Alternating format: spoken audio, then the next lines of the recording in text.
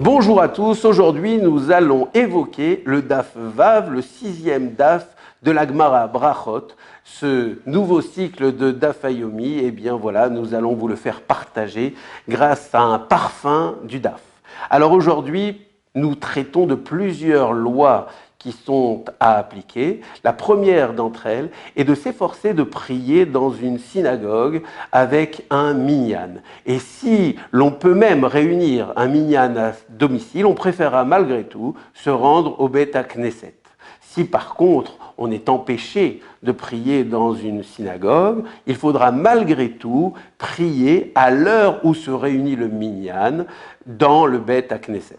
Chacun doit s'efforcer à l'intérieur de la synagogue ou dans un autre lieu si on a l'habitude de prier ailleurs, de choisir une place et de se tenir à cette place, autrement dit d'avoir une place fixe lorsque l'on va prier.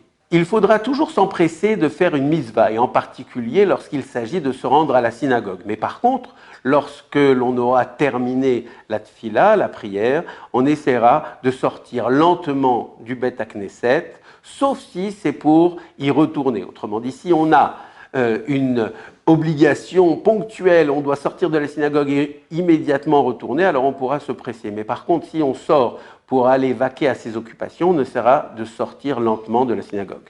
Bien qu'il soit interdit de courir Shabbat, il sera permis malgré tout de le faire si c'est pour aller à un cours de Torah. Et cela pour une raison simple.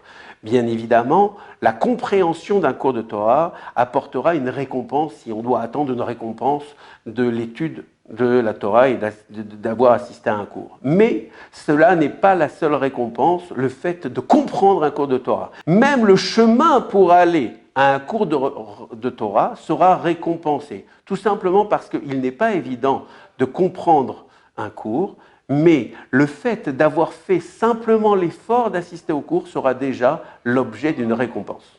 Le baron Pierre de Coubertin n'a rien inventé lorsqu'il a dit que l'essentiel c'est de participer. Eh bien même pour un cours de Torah, l'essentiel c'est de participer. Comprenez le cours, tant mieux, mais si même vous n'avez pas saisi toutes les nuances de ce que vous a dit le Rav, eh bien malgré tout, vous en obtiendrez une récompense d'Akadosh Baruch. Lors d'une cérémonie à la mémoire d'un disparu, que ce soit lors de son enterrement ou lorsqu'il y a un événement autour de sa mémoire, on sera en effet récompensé de faire l'éloge vibrante de sa mémoire, et c'est par cela que l'on sera récompensé. Par contre, lorsque l'on se rendra dans une maison en deuil, par contre, lorsque l'on se rendra dans une maison en deuil, il faudra s'efforcer de garder le silence jusqu'à ce que les personnes endeuillées prennent la parole et s'adressent à nous. Les jours de jeûne, il faudra s'efforcer de donner de la tzedaka parce que la récompense du jour de jeûne viendra lorsque nous aiderons et nous participerons au repas que prendront les personnes nécessiteuses pour couper le jeûne. Dans un registre plus joyeux, il faudra, lorsque nous assistons à un mariage, réjouir les mariés, le khatan et la kala, et en particulier, si notre santé, bien entendu, nous le permet, il faudra participer aux danses qui réjouissent en particulier le khatan et la kala. Nous avons dit qu'il fallait se trouver une place fixe et se tenir à cette place lorsque nous prions dans une synagogue ou dans un autre lieu. Eh bien, Avraham Avinu, le premier, eh bien, c'est de lui que nous apprenons qu'il faut trouver une place fixe pour sa tfila.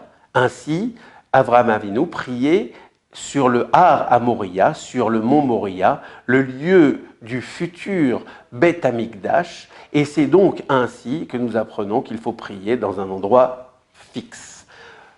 Yitzhak, son fils, il avait l'habitude, lui, de prier non pas sur une montagne comme le Har à Moria, mais dans un champ. Il priait dans un champ, et ce champ se situait plus particulièrement près du puits du vivant de ma vision. Comment a-t-il choisi ce lieu? Eh bien, ce lieu était connu parce que c'est Agar, la première, la servante d'Abraham et de Sarah, eh bien c'est elle la première qui a prié dans ce lieu. C'était au moment où elle a été chassée par sa maîtresse Sarah. Elle s'est retrouvée dans un lieu, et à ce moment-là, elle a vu qu'il y avait dans ce lieu des anges. elle s'est posé la question, comment se fait-il que des anges peuvent se situer dans cet endroit? J'avais l'habitude, moi, Agar, de côtoyer des anges dans un endroit qui était le lieu d'habitation de Tzadikim, Sarah et Abraham, mais ici, comment se fait-il qu'il y a des anges?